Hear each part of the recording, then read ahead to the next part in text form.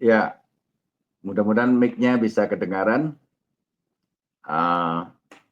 Salam, Smart Lifer dimanapun berada, berjumpa dengan saya, Paulus Danang. Pada kali perjumpaan yang ketiga ini kita akan membahas tentang demonstrasi dan kuasa kerajaan Allah di tengah-tengah kita. Kita beberapa kali pertemuan sudah berbicara tentang makna dan arti dan kebenaran rahasia kerajaan surga di dalam kehidupan manusia. Pada kali yang kedua kita bicara tentang nilai-nilai, dan sekarang kita berbicara dengan demonstrasi kerajaan Allah di tengah-tengah kita. Tentunya ini banyak kisah-kisah indah yang bisa kita telaah, yang bisa kita pelajari, dan itu saya doakan menjadi berkat bagi kita semuanya. Smart Lifer, jangan kemana-mana, tetap bersama dengan saya di Jesus Way channel yang sangat luar biasa ini, dan di mana kebenaran-kebenaran firman Tuhan, kuasanya hadir nyata di dalam kehidupan saudara. Baik, kita baca firman Tuhan yang ada di Lukas 4 ayat 31 sampai 41. Kita baca dahulu bacaan firman Tuhan pada siang hari ini. Lukas 4 ayat 31.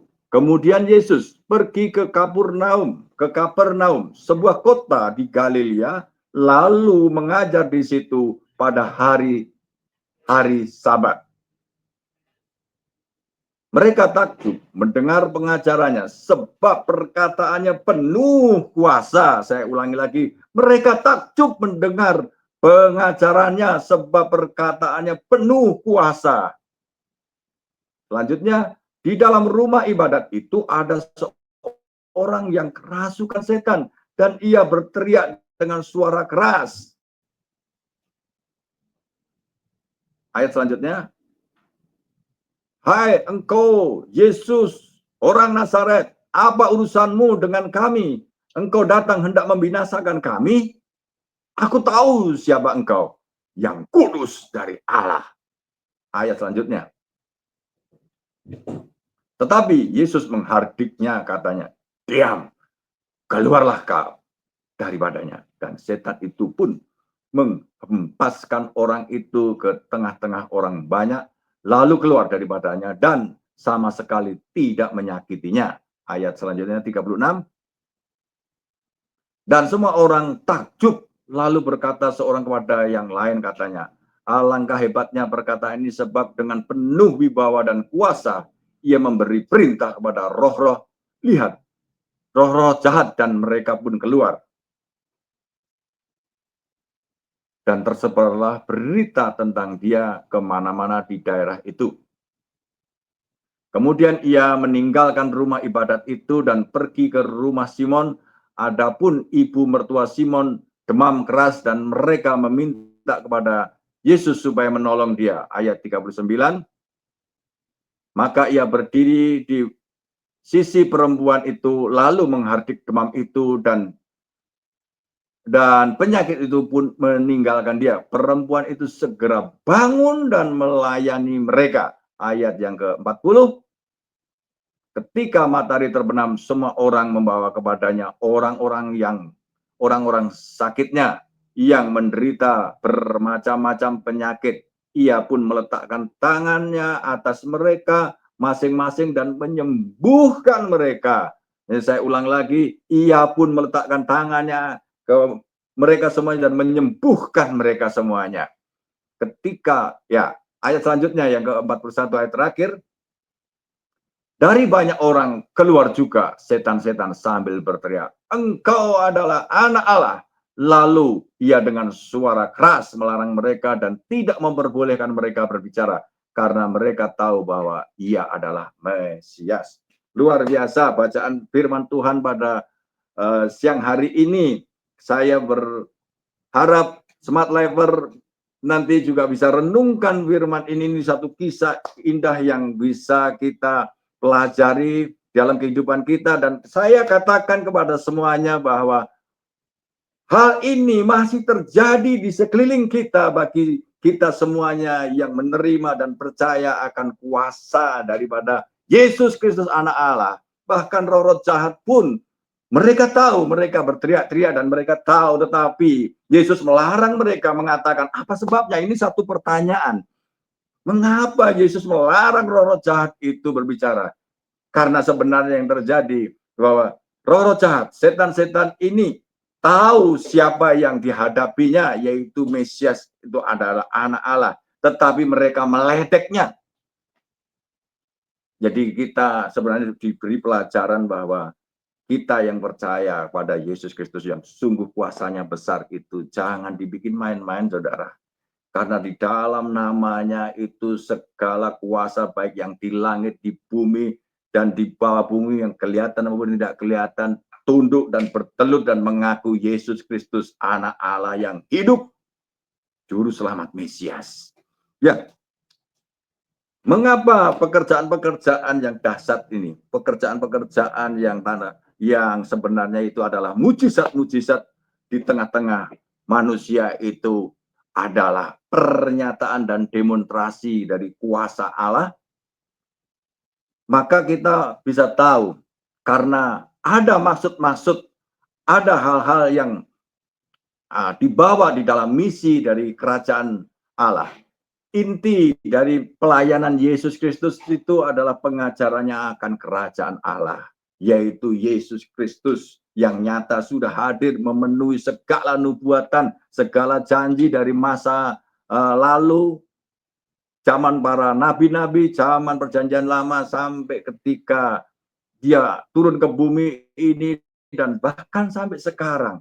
Rahasianya bahwa Christ in you, Yesus Kristus ada di dalam hidup saudara. Dan tidak bosan-bosannya saya ulang-ulang, ketika saudara mendengar pernyataan ini bahwa Yesus Kristus telah hadir dan ada di dalam diri saudara, jangan keraskan hati saudara. Terima dia dengan hati terbuka. Karena apa? Dia sekarang ketika ada di dalam hidup saudara, dia bukan hanya Yesus Kristus anak tukang kayu dari Nazaret, tetapi dia raja kemuliaan itu. Seperti yang dikatakan, terangkatlah pintu-pintu yang berabad-abad, terangkatlah pintu yang berabad-abad supaya masuk raja kemuliaan itu. Dia raja kemuliaan, raja yang penuh kuasa itu sekarang tinggal dan diam di dalam hati kita. Kita kembali lagi ke pembahasan tentang demonstrasi dari kerajaan Allah itu di tengah-tengah kita yang diperagakan Tuhan Yesus Kristus di Lukas 4 ayat 31 sampai 41 tadi. Perkataan-perkataannya Yesus Kristus yang penuh kuasa, bagaimana dia menghardik permasalahan orang yang diikat dan dibelenggu oleh persoalan yang mungkin saja membuat dirinya itu buruk karena diikat oleh kuasa kegelapan itu dan diikat oleh kuasa setan itu yang mungkin manusia awam tidak bisa melihatnya, tetapi anak Allah itu melihat dengan jelas permasalahan yang mendera orang itu, maka dia berkata dan menghardik kuasa kegelapan itu dalam nama Tuhan Yesus Kristus. Kalau sekarang kita, tetapi Yesus katakan gitu, katakan diam, keluarlah kau dari orang itu. Kuasanya sungguh nyata. Maka banyak orang-orang itu melihat bagaimana dia mengajar dengan sangat berbeda, penuh kuasa dibanding yang lain. Yesus Kristus dalam hal ini, kalau zaman sekarang namanya Yesus Kristus itu brand ambasadornya, saudara. Kalau sebuah produk, terus ada orang yang sebenarnya representatif untuk dia berbicara tentang produk itu, memakai produk itu, dan mengajak orang itu memakai produk itu yang disebut dengan brand, ya kan, brand ambasadornya. Ya. Juga di negara ini juga ada duta-duta yang menjadi ambasador dari negara itu yang berbicara tentang negara itu, bagaimana kondisinya, pemerintahannya, ekonominya, kekayaan alamnya. Mereka adalah ambasador-ambasadornya. Dalam kisah di Lukas 4 ayat 31 sampai 41, Yesus Kristus brand ambasadornya daripada kerajaan Allah itu. Sebagai brand ambasador, perkataan dia penuh kuasa, mempesona dan luar biasa. Sungguh mendemonstrasikan dengan lain daripada yang lain. Mengapa perkataannya Yesus Kristus penuh kuasa? Ada beberapa hal yang bisa saya jelaskan kepada saudara. Mungkin ada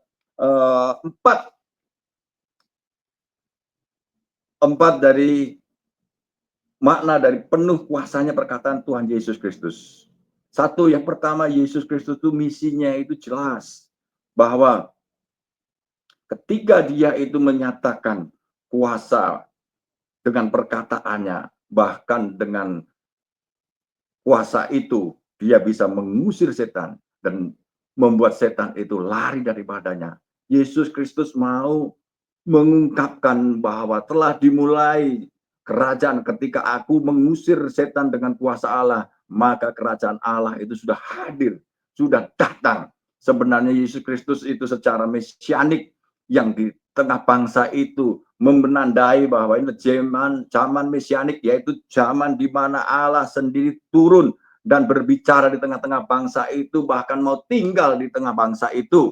Dan kalau sekarang implementasinya mau tinggal di dalam hidup manusia, dia mau menyatakan bahwa kuasa yang sesungguhnya, kuasa tertinggi di tangan Tuhan, di tangan Allah, dan itu didelivery dengan jelas ketika dia itu membuat setan itu takluk, tunduk, dan lari daripadanya. Mengakhiri segala dominasi, tipu muslihat, dan segala macam kuasanya yang menyesatkan, menghancurkan, dan membunuh, dan merampas rencana-rencana Tuhan yang besar. Saudara, semuanya kalau kita ingat, setelah 40 hari Yesus Kristus berpuasa di padang gurun, setan datang. Dan apa yang dia katakan? Dia mencoba Yesus Kristus, jika kau anak Allah, ubahlah roti ini, ubahlah batu ini menjadi roti. Saudara bisa bayangkan kalau kita ini 40 hari tidak makan. Saudara bisa rasakan kayak apa laparnya tubuh kita. Tapi jangankan 40 hari, saudara. Mungkin 1 hari. Tapi juga ada juga, kalau kuat 1 hari, mungkin 3 hari. Waduh, itu sudah lapar sekali. Kalau Anda masih hebat 3 hari, nggak makan masih hebat, 7 hari. Sudah itu.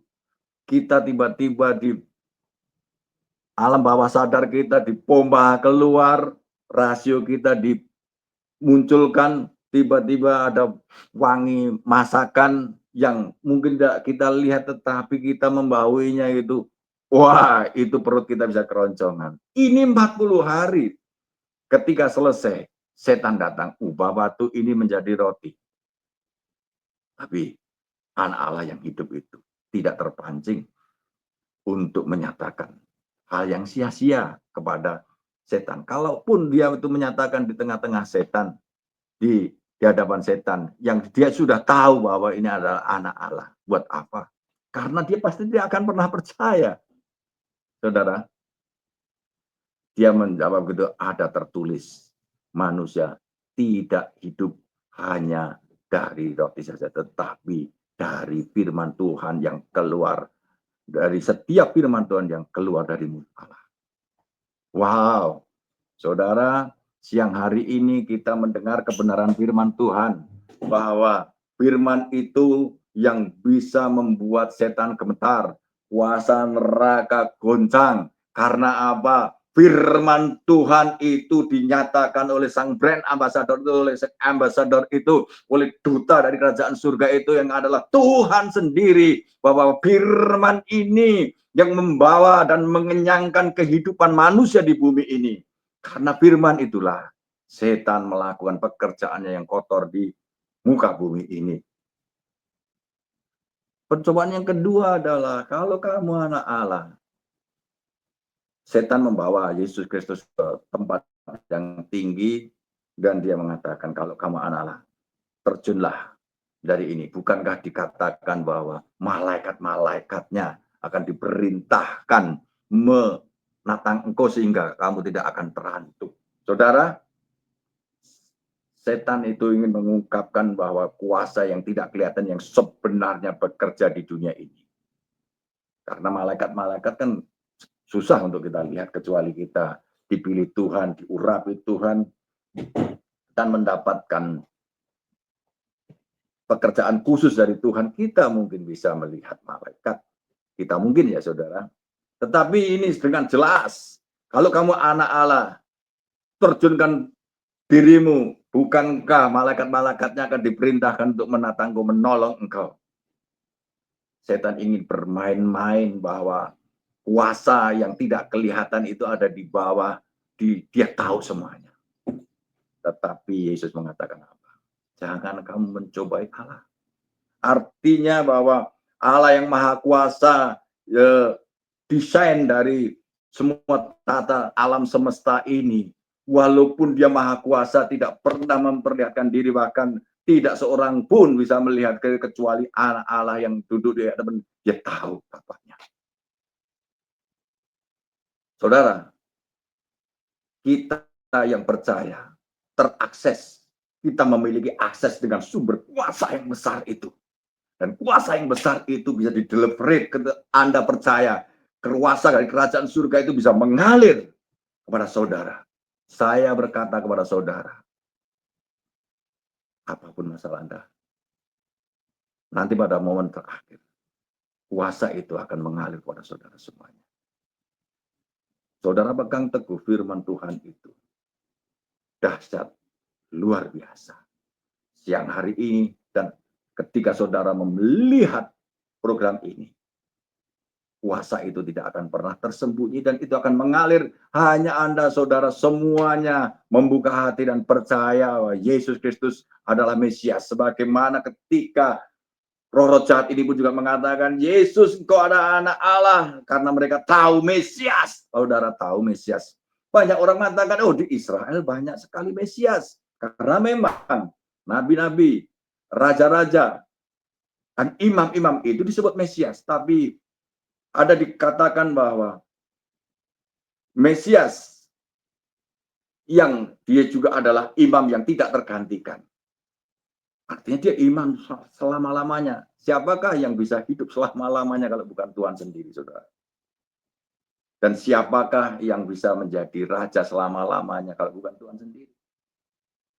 Dan siapakah nabi yang dia itu adalah firman itu sendiri kalau bukan Tuhan? Nabi-nabi menerima firman, tetapi Yesus Kristus adalah firman yang menjadi manusia. Maka Yesus Kristus itu sebenarnya adalah Mesias, atau Mesias besar. Karena 3 jabatan ini ada di dalam dirinya. Mungkin saudara bertanya, Yesus di mana dia adalah raja? Tetapi firman Tuhan yang sering saya kutip mengatakan, bukalah pintu yang berabad-abad supaya masuk raja kemuliaan ini. Nubuat tentang siapa? Penubuat tentang Yesus Kristus anak Allah. Pada part yang kedua saya mengatakan tentang Yesus Kristus yang adalah raja, seorang pemimpin yang harus diikuti oleh setiap umat manusia. Ketika dia mendatangi murid-muridnya, kepadaku sudah diserahkan segala kunci kuasa yang ada di bumi maupun yang ada di surga. Siapa yang memegang kuasa, saudara? Kalau bukan itu adalah raja, dan ini adalah raja di atas segala raja. Itu pencobaan yang kedua. Pencobaan yang ketiga adalah kalau kamu melihat dunia ini, kekayaannya ini, kalau kamu mau bersujud padaku, seluruh dunia ini aku berikan kepadamu. Setan mau menawarkan kuasanya yang fana kepada sang anak Allah yang hidup ini. Yesus Kristus mengatakan, kepada Allah saja kamu harus tunduk. Wow. Setan dengan pemberontakannya di kisah Yeskiel tentang Lucifer yang aku hendak menaik ke bukit-bukit yang tinggi mengatasi bintang-bintang Allah, sebenarnya berbicara tentang pemberontakannya dan ingin menguasai. Maka setan sering disebut Lucifer karena dia yang paling bercahaya, paling penuh kemuliaan. Mungkin dia adalah pemimpin pujian, artinya dia itu membawa orang yang paling dekat untuk memuji dan memuliakan Allah. Dia mencoba memberontak dan menguasai itu. Dikatakan sepertiga malaikat ikut memberontak padanya. Tetapi hari itu, setelah selesai 40 hari, anak Allah ini dicobai. Pada puncaknya, Yesus memproklamirkan, kuasa yang tertinggi ada di dalam tangan Allah yang hidup. Wow, luar biasa. Saya menyampaikan kebenaran-kebenaran ini, saudara. Hampir saja, mungkin saya nggak bisa menyampaikannya tadi. Tetapi kuasa Allah, Tuhan menolong pada siang hari ini. Firman ini sampai di hadapan saudara semuanya. Bahwa ketika Yesus Kristus mengusir itu, dia mengulang dan dia menggarisbawahi setan, kekuatan dan kuasamu menghancurkan dunia ini sudah berakhir. Saudara, Yesus Kristus sebagai brand ambassador daripada kerajaan surga itu. Dia tidak bosan-bosannya menyatakan bahwa ketika misinya dilakukan di dunia ini, dia memulihkan tata sistem struktur dari alam semesta ini, dan dia menempatkan kembali kepada manusia itu untuk menyembah hanya pada Allah, sumber otoritas tertinggi, struktur tertinggi. Saya coba membayangkan di mana memberontaknya ular tua itu atau setan itu. Tuhan menciptakan manusia, manusia diberi kuasa untuk mengelola alam semesta, dan di alam semesta itu terkubur kekuatan yang jatuh, yaitu si ular tua itu. Itu strukturnya. Tetapi ketika terjadi pemberontakan, dibaliklah si ular itu menggunakan alam semesta untuk menipu daya, mengelabui dan menyesatkan manusia dan menyalahpahami firman Tuhan. Bukankah Tuhan mengatakan, kalau kamu makan buah ini, kamu akan menjadi seperti Allah. Artinya manusia tidak perlu bergantung lagi kepada Allah. Cukup karena dia sudah seperti Allah. Dan akibatnya ketika manusia makan tipu muslihat setan itu, manusia terpisah dari Allah. Karena dia nggak bergantung. Ini membawa kita kematian. Karena apa? Allah adalah sumber kehidupan. Makanya ketika ada mengatakan, perempuan yang kau tempatkan di samping saya itulah yang memberi roti. Itu seolah-olah dia mau mengatakan, inilah kesalahannya karena engkau taruh perempuan itu di samping saya. Dia sekarang menjerumuskan saya. Tuhan itu mengatakan, apakah kamu makan buah itu? Itu bukan pertanyaan, tetapi dia mengingatkan, kamu makan buah itu. Padahal sudah dijelaskan kalau pada waktu kamu makan ini, kamu akan mati. Dan kalau kita ingat umur Adam itu berapa? Hampir 1000 tahun. Dan pada saat itu firman Tuhan mengatakan, satu hari di hadapan Tuhan seperti 1000 tahun. Saudara, itu strukturnya dibalik. Tetapi ketika Yesus anak Allah ini head to head dengan sang raja kegelapan itu, dia mengatakan, ada tertulis, manusia hanya menyembah kepada Allah saja. Saudara, kita semuanya sudah tahu, kerajaan Allah dibawa, dinyatakan, diajarkan, diperagakan, dan membawa kehidupan bagi setiap orang yang percaya, dan kuasa itu tidak tersembunyi dan dia bisa mengalir melalui hidup saudara. Karena melalui banyak kejadian yang peristiwa yang tadi saya sampaikan kepada saudara semuanya, ingin menegaskan akan struktur yang dipulihkan kembali. Misinya jelas.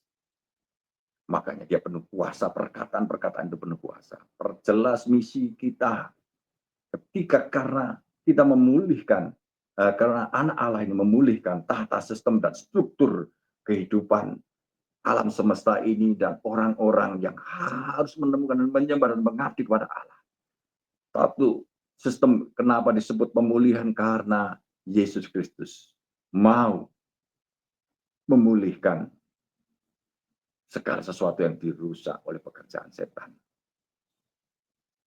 Yang kedua, kehadiran kerajaan Allah itu ditandai dengan kehadiran Yesus, dengan kuasanya dan kehadirannya memperagakan dan membuat banyak orang melihat itu. Pelayanannya itu untuk memberikan tanda bahwa kerajaan Allah sudah datang. Kerajaan Allah yang dinanti-nanti selama ini itu sudah nyata di dalam kehidupan ini. Ditandai dengan kemenangannya atas kuasa kegelapan. Dan ketika dia menunjukkan dengan mengusir setan, setan itu sebenarnya adalah bahwa setan yang bisa menguasai manusia dan memperburuk keadaannya. Ketika anak Allah yang hidup itu hadir dalam hidupnya, kuasa itu digantikan. Kalau kita baca ya, banyak hal yang menegaskan bagaimana setan itu yang katanya berkuasa, sebenarnya itu cuma sedikit sekali dia punya kekuasaan. Karena apa? Ketika Yesus mengusir setan dari orang yang ada di Gerasa, setan itu berbicara, Yesus anak Allah yang hidup, apa urusanmu dengan aku? Apakah engkau ingin menghukum aku padahal waktuku belum tiba? Tapi Yesus mengatakan, kenyang engkau dari orang ini. Dan setan mengatakan, saya mau pindah, tapi masuk ke binatang-binatang ini.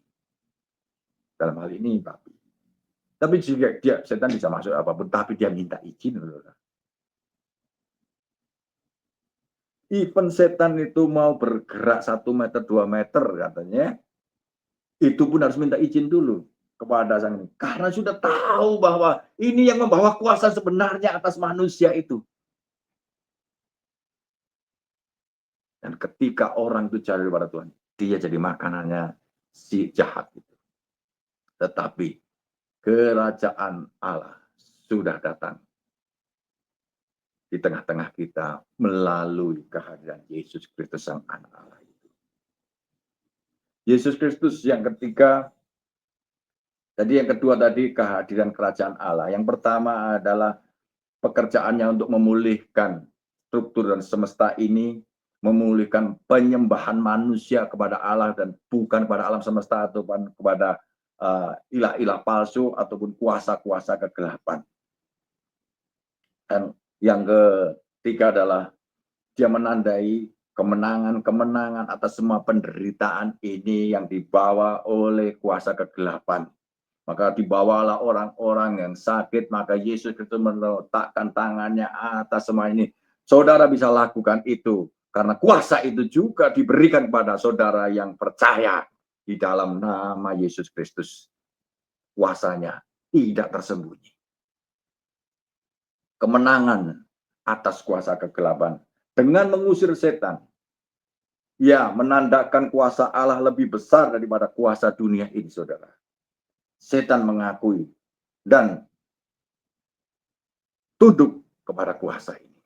Apapun yang dilakukan dan diakibatkan oleh pekerjaan si jahat, kalau saudara percaya kepada Tuhan Yesus, jangan takut bahwa kuasanya itu tidak berlaku selamanya. Kalau keadaan saudara buruk dan saudara itu belum mengenal Tuhan dan belum ada di dalam Yesus Kristus, hari ini terima dia, dan saya jamin dan saya katakan bahwa keadaan-keadaan yang memburuk di dalam hidup saudara ini akan terusir.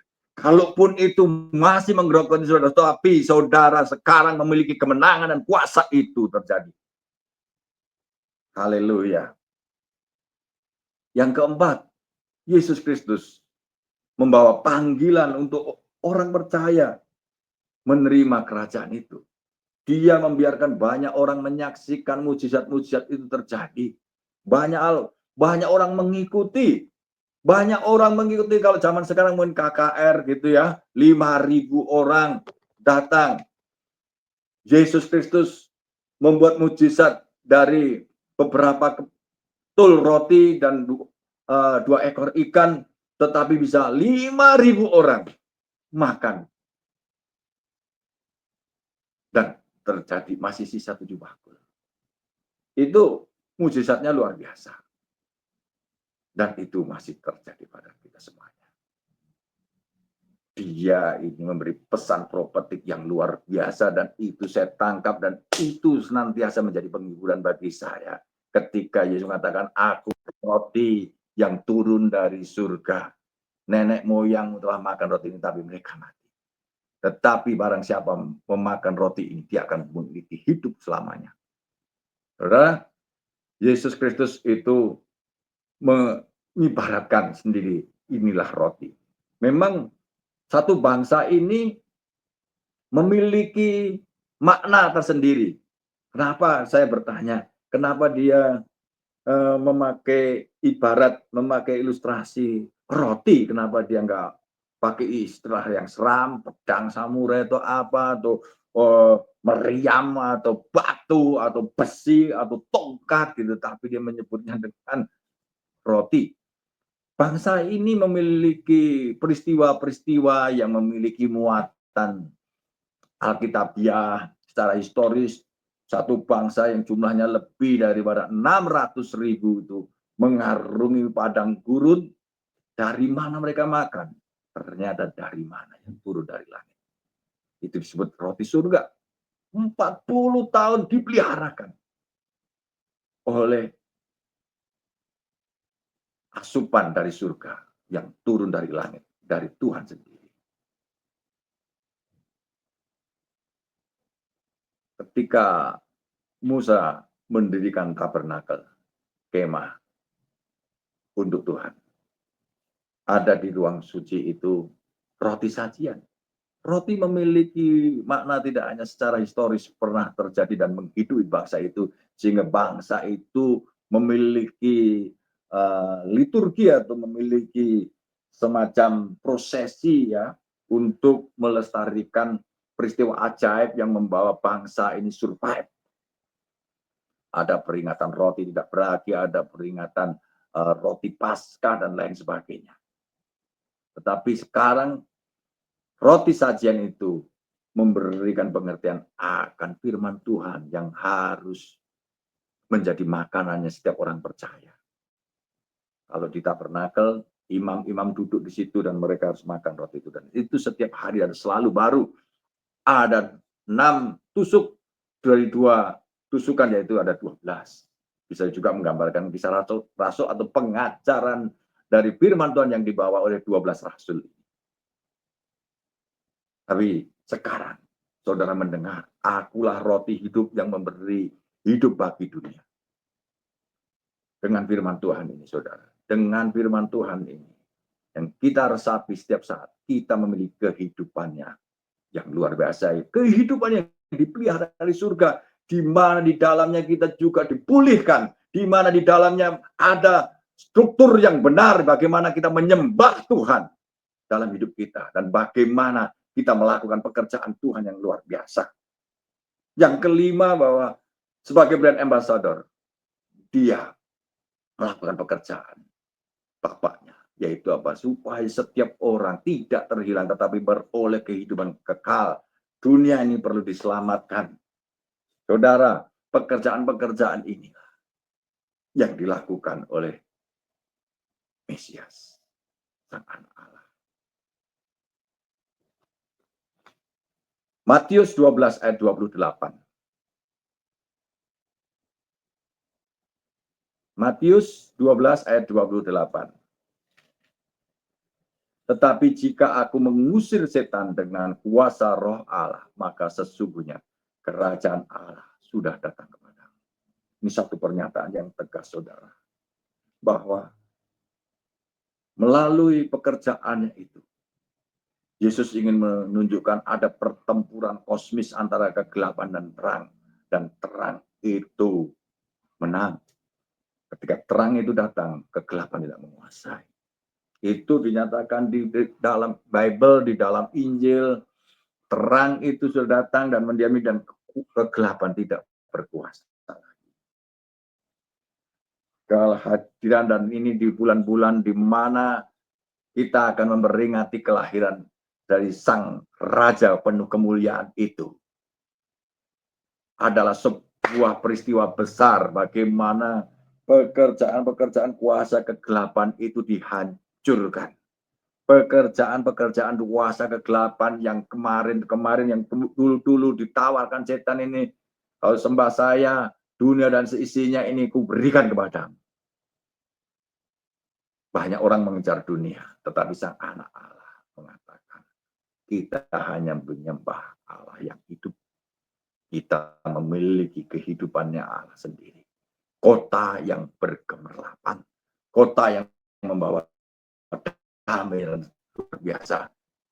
Sang penguasa alam semesta itu, yang di dalamnya dia memerintahkan, kuasailah dunia ini, yang mengupayakan kelola dunia ini. Saudara semuanya ada di dalam Yesus Kristus. Mimpi-mimpi besar saudara tidak mungkin tidak akan hilang. Tetapi Anda menemukan mimpi yang lebih besar lagi, yaitu mimpinya Allah di dalam hidup saudara. Dan itu yang terjadi. Mungkin seperti Yusuf memiliki mimpinya Allah. Bagaimana dia menjadi penyelamat bangsa itu. Seorang yang tidak memiliki kekuatan fisik, tetapi memiliki kekuatan iman untuk datang dan dekat dengan Tuhan, sehingga dia diberikan visi tentang mimpi itu, bagaimana satu bangsa akan datang sujud menyembah dan diselamatkan. Nanti kapan-kapan kita bicara tentang mimpinya Yusuf ini. Tetapi kita lanjutkan bahasan dari peragaan kisah-kisah indah dari kerajaan surga ini di tengah-tengah kita. Misinya jelas bahwa kuasa kegelapan yang menguasai dunia disingkirkan oleh kehadirannya. Ditandai dengan kelahirannya. Dicatat di dalam Injil Markus, dicatat di dalam Injil Matius, Yohanes. Saudara bisa baca semuanya. Ya.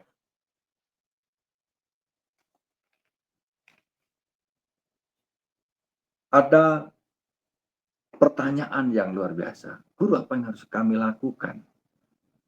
Saya mau sampaikan Yohanes 14 ayat 12 ya.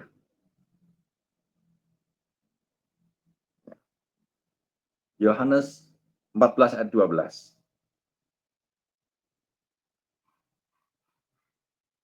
Saudara, buka dulu Yohanes. Ya. Yohanes 14 ayat 12. Aku berkata kepadamu, sesungguhnya barang siapa percaya kepadaku, ia akan melakukan juga pekerjaan-pekerjaan yang aku lakukan. Bahkan pekerjaan-pekerjaan yang lebih besar daripada itu, sebab aku pergi kepada Bapa. Saudara, murid-muridnya ini berkata, apa yang harus kami kerjakan? Pekerjaan kita ini satu, percaya. Dan Yesus Kristus menegaskan, kalau kamu percaya, kamu juga akan melakukan pekerjaan-pekerjaan seperti yang saya lakukan sebagai brand ambassador yang tadi saya uraikan kepada saudara semuanya. Bahkan pekerjaan-pekerjaan yang lebih besar. Wow, luar biasa. Dan dia menjamin bahwa aku pergi kepada Bapa. Dia ada di dalam Bapa itu sendiri. Saudara, karena Yesus Kristus itu mengatakan anak itu dan Bapa adalah satu. Nanti kita bahas ya saudara. Karena waktunya mungkin sudah harus kejar-mengejar. Tapi saya senang sekali kuasa Allah dimanapun saudara menyaksikan akan mengalir. Anda cukup percaya dan terima dia sebagai Tuhan dan Juru Selamat pribadi Anda. Anda akan tahu Sang Mesias itu, Sang Ark Mesias, Raja besar itu, Raja yang penuh kemuliaan itu tinggal di dalam hidup saudara. Memerintah, mengubahkan hidup saudara menjadi ciptaan yang baru. Tadi saya katakan bahwa pekerjaan-pekerjaan yang dilakukan Yesus Kristus sebagai brand ambassador daripada kerajaan Allah, yang mengungkap, yang dia menyatakan rahasia kerajaan surga, yang dia menyatakan kuasanya kerajaan surga, itu sekarang tinggal di dalam diri saudara. Kita menjadi warga kerajaan surga. Artinya kita ada di dalam otoritas Allah sepenuh. Damai dan sejahtera, kekuatan, kelimpahan, dan kemenangan besar dari kerajaan surga itu tidak lagi terhalangi, dan itu terjadi. Sorak-sorai malaikat di surga, sorak-sorai daripada Setiap orang yang bertobat akan terdengar. Ada keriangan besar, ada kekuatan dan kemenangan itu di dalam hidup saudara. Melangkah di dalam kemenangan dan bukan melangkah di dalam kekalahan lagi. Melangkah di dalam kekuatan Tuhan dan bukan kelemahan manusia. Terjadi saat ini kepada saudara semuanya.